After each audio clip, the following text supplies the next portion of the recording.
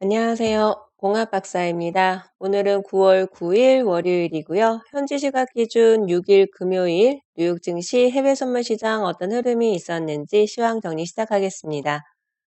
지난주 금요일 뉴욕 증시에서 주요 3대 지수는 혼조 마감했습니다.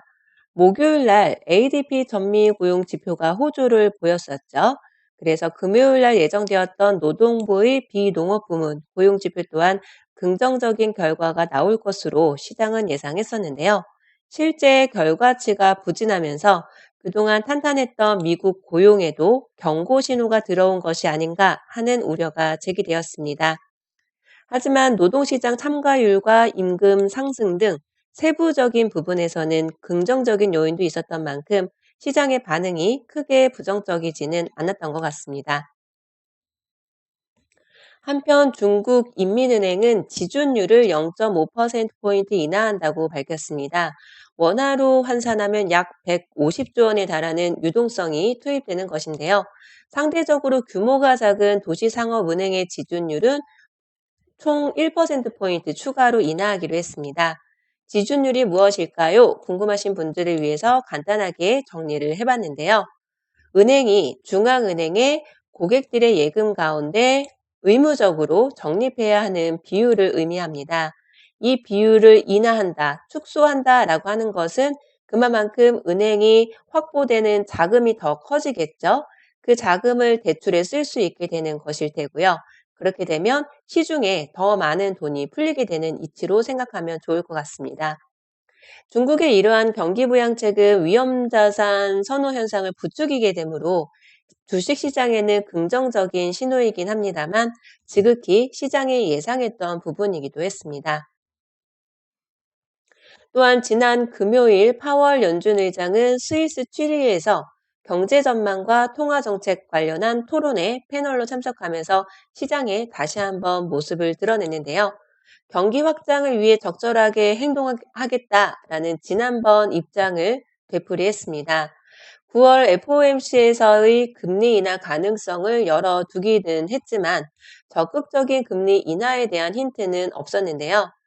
미국 경제 전망은 양호하고 경기 침체도 예상하지 않는다라고 설명하면서 다만 경제 전망에 중대한 하방 위험은 존재한다라고 했습니다.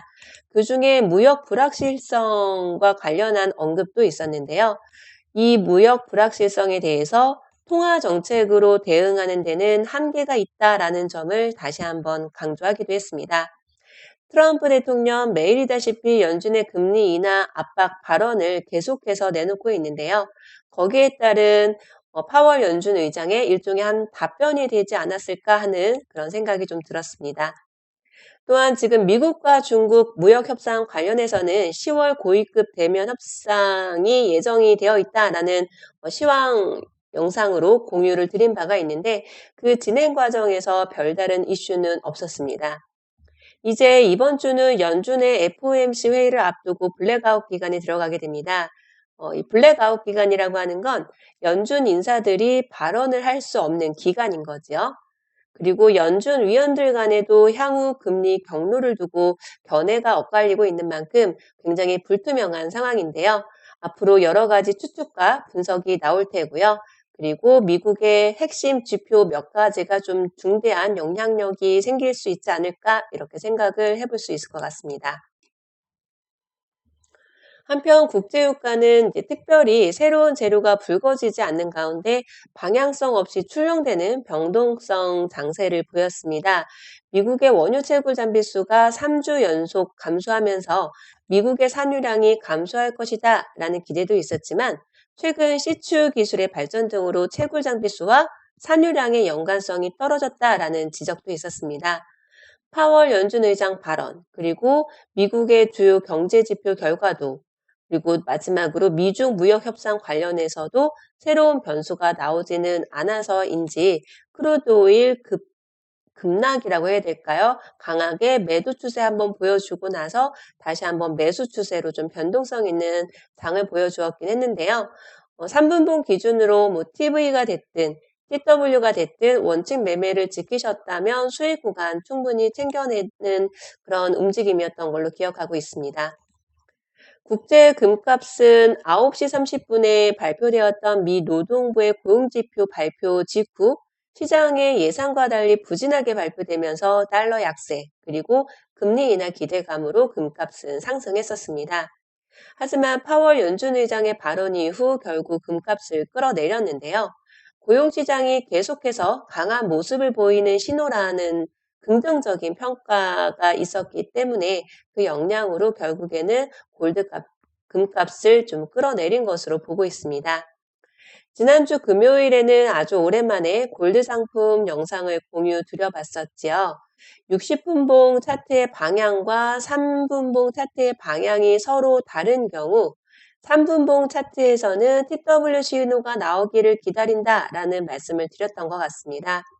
시간봉 기준으로는 매도 추세가 이어지고 있었기 때문에 매도 진입을 기다려야 하지만 3분봉 기준에서는 그 8시 그 이전에 이미 TW 매수 신호가 나왔었고 9시 18분이 되었었던 시점에 TV 매수 신호까지 나왔었기 때문에 3분봉 기준으로의 방향대로 진입을 한 것이었고요. 제가 차트를 본 시간이 10시 조금 넘는 시간이었기 때문에 최초로 발생된 CP 기준으로 매수 진입해서 100틱 수익 구간에서 청산을 했는데요. 원래는 매도 신호가 나오는 시점, TV나 TW가 나오는 시점까지 홀딩하겠습니다. 라고 말씀을 드렸지만 100틱 수익 청산도 나쁘지 않은 성적이라고 생각을 해서 청산을 했었습니다. 영상을 종료하기 전에 시간봉 기준으로는 매도 추세가 지속되고 있었기 때문에 시간봉 기준으로 11시 음봉이 보이는 가격이 HFCP 기법상 정석 진입 가격이 될 것입니다. 라고 아마 말씀을 드렸는데요.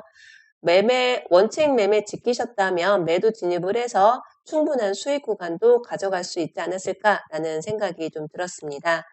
원칙 매매만 지킨다면 수익은 가능하네라는 거를 저도 검증 영상으로 올려드리고 있고 실제 원칙 매매를 하신다면 이러한 수익은 어렵지 않게 누구든지 가져갈 수 있는 수익이라고 생각이 드네요.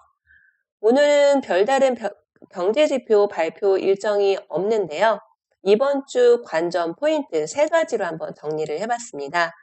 우선 이번 주에는 주요국 중앙은행이 이슈의 중심이 될 것으로 전망하고 있는데요. 지난 금요일에는 중국 중앙은행, 인민은행이 지급 준비율을 0.5%포인트 전격 인하했고, 이번 주에는 유럽중앙은행의 금리 결정이 예정되어 있습니다. 그 다음 주에는 FOMC 등 중앙은행의 경기 부양으로 시장의 시선이 옮겨갈 수 있는 시점이 될 수 있을 것으로 보여지는데요. 유럽중앙은행이 금리 인하를 포함한 양적 완화도 단행하면서 적극적인 경기 부양에 나설 경우 연준의 통화 완화에 대한 기대도 시장의 기대감은 한층 더 커질 수 있겠지요.